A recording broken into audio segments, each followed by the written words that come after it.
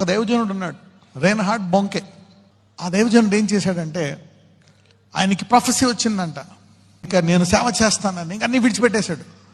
అన్నీ విడిచిపెట్టి ఇంట్లో కూర్చున్నాడంట. ప్రొఫెసీ వచ్చింది కదా అని. ఏం జరగట్లేదంట. సంవత్సరం అయిపోయింది, 2 సంవత్సరాలు అయిపోయింది.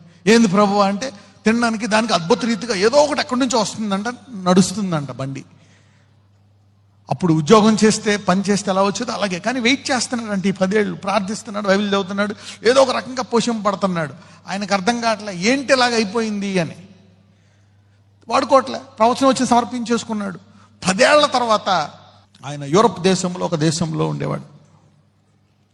ఆ దేశంలో ఒక గొప్ప ధనికుడు, దేశంలోనే 2వ ధనికుడు వచ్చి అతనికి డబ్బులు ఇవ్వడం ప్రారంభించాడంట.